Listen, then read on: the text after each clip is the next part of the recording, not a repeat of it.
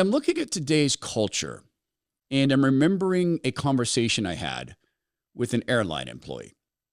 Now, this has to do with the live transgenderism and CNN, but that's really just subtext to this. It goes much more into what is a culture that is purely performative. You do and say a thing because those are the things to be done and said. You walk in this direction because this is the direction to which you are to walk and the things to which you are to say. You do that because that's what you do. Because. That's performative culture. And I'm remembering this conversation I had once with a operations director for an airport, an airline employee, operations director. So here's the situation, and it relates to the CNN panel exactly. I flew across the country, and I flew all the time, and when you fly all the time, little delays add up. And it adds up into years and years and years of your life. And it's difficult for people to understand this if you don't spend 2 weeks a year traveling, or 2 weeks a month traveling for 3 years, which I did.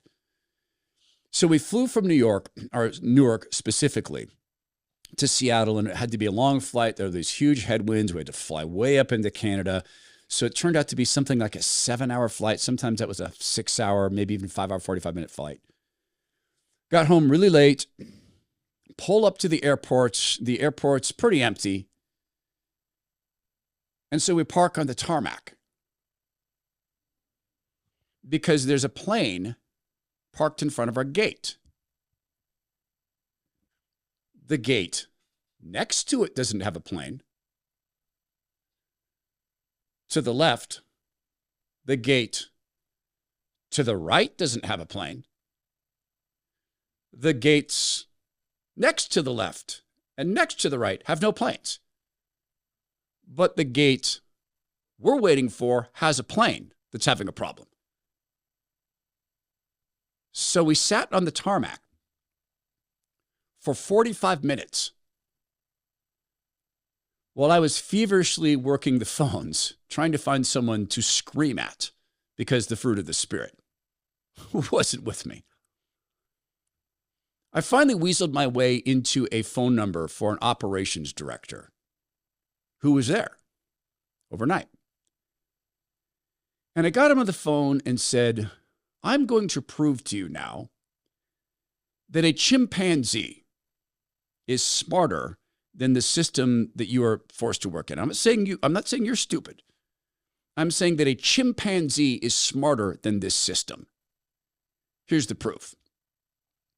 If a chimpanzee had to cross a river and there was a lion on the log he usually used, the chimpanzee would not sit there and wait for the lion to leave. If he really needed to get across the river, he might throw rocks at the lion. We're not going to throw rocks at the airplane. He might try to intimidate the lion, but the lion's not going to be intimidated by a chimpanzee. You know what the chimpanzee would do? He'd use another stinking log. Why couldn't we pull up to one of the other gates? Well, you're scheduled for A11. A12 and A10 were free. You were scheduled for A11. That's the bureaucratic version of what you're about to hear from a rabbi losing his mind because a black man said boys. Truly, same exact thing. When you look at something like this, none of it makes sense. Sometimes it's not supposed to make sense. Sometimes you've been in situations where everything is catastrophically weird, such as war. Right? When I was down at the SealFit thing and learning about how utterly chaotic they make it for you in the first 45 minutes, I've never, ever faced anything more chaotic in my life. And it got to me, man. They got so in my head. I don't know if that portion of that SealFit day lasted 45 minutes or 4 hours because they took our watches. It wasn't 4 hours because I know it wasn't lunchtime, but I don't know how long it took. I just know it got so in my head. I wanted it to stop. I wanted some normalcy. Just let us stop for a second. but I did know that I wasn't going to die. My friend Tim Cruikshank went through all of that, but in the real sense, not in a SEAL fit says, yes, yes, yes. He had to go through buds to become a SEAL. Yes, he did that successfully. He did 3 deployments on our behalf, but then he went into the real battlefield of war. 3 deployments.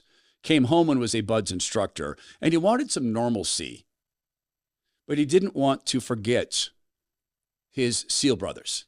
So he founded the Bone Frog organization. You know about the coffee, which is incredible. I hope you're buying it, bonefrogcoffee.com/Todd. We've just now begun speaking about Bone Frog sellers because Tim had some digital issues and some supply chain issues. Never any issues with the wine. In fact, now you get a better vintage. We had the 2015 Cabernet and Merlot at our house, and I brought over friends who range from brand new to wine, like my daughter and her boyfriend, all the way up to friends of ours who have traveled the world. That's their joy in life, is traveling Israel, France, Spain, Greece, and they taste the wines wherever they go, and they'll talk to you about wines. They're those people who actually know how wines are made and what matters. They love the wine. Particularly my friend Tom was shocked that he liked the Merlot more than the Cabernet. He said that's very rare for him. Bone Frog Cellars has the same God Country team on the bottles of wine as it does on the coffee.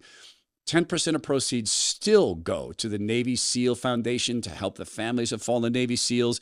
And Tim employed the same exact strategy here as he did with his coffee. He employed mentors who've been in the wine business for decades so that Bone Frog wines are unique and the highest of excellence.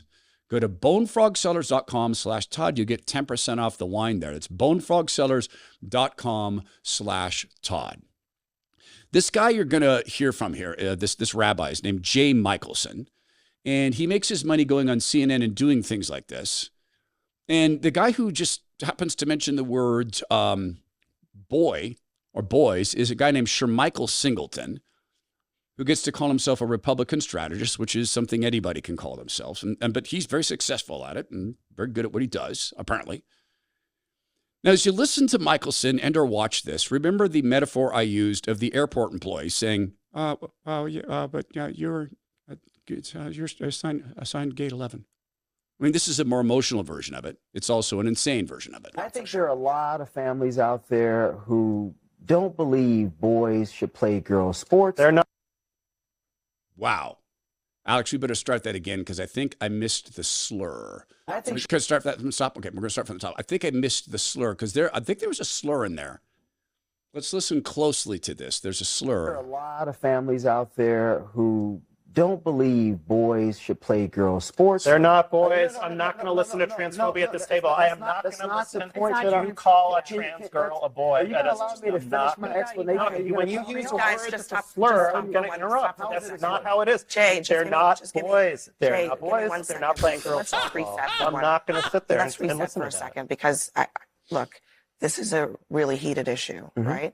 And Shermichael, I know you. I know that you understand that people have different views on this. I think out of respect for Jay, let's try to talk about this in a way that is respectful. Okay, so let me rephrase this since I'm being targeted here. You should have said as a black man, since I'm being targeted by a white man. Oh, that would have been fun to say to Michelson, wait, you're doing this because I'm black. I'm glad he didn't do that, but it would have been fun. I don't. No, to be clear, you are not being. But I am. But it's okay. I'm specifically saying that I know that you are not intending to be transphobic. He should know that I'm not. But he wants to sit here and calling you transphobic. I'm saying you're using a phrase. I want to give you an opportunity. Okay, now look how he reframes this. Now he's been tone policed because the rabbi says, you're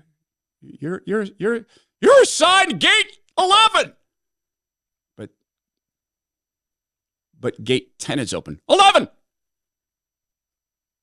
Gate 10's a gate. No, it's not. Gate 12's a gate. No, it's not. Not a gate.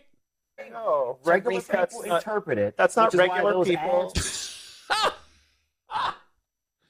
It is not regular people who say,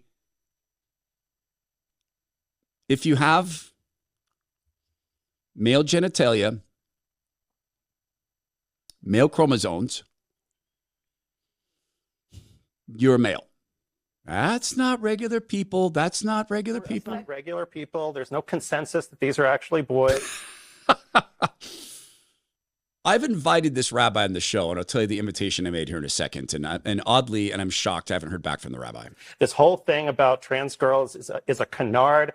We're talking about a tiny, tiny sliver of the population. That may be the and we're case, using but that my point in to terms take of away its healthcare from effectiveness. thousands of Just people. hold on, just get to your point. My point in terms of its effectiveness.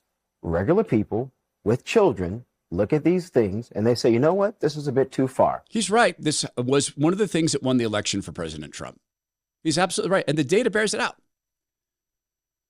A lot of Gen X parents, black parents, Hispanic parents, Asian parents, white parents said, yeah, you know what? Those are boys. The performative nature of this is the following. The rabbi cannot point to any organic difference in what he wants to call trans girls that have biologically male markers. They're male. He can't point to a brain scan. He can't point to a chromosomal oddity. He can't point to a difference in DNA. He can't point to longer fingers, shorter toes, tendency to cross legs, not cross legs. He can't. Those things don't exist. So God uses the simple things of the world to shame the wise, and the weak things of the world to shame the strong. So here I am on the phone screaming at a guy who's just doing his gig. He didn't have the power to say, let them use gate 10 or gate 12. He's a reasonable human being, but he was trapped in saying the things that must be said because that's what's said. But you were assigned gate 11. He could have said, yeah, it's utterly stupid. Believe me, I hate this. I fly too. It's the stupidest thing in the world, but I'm powerless. He couldn't say that.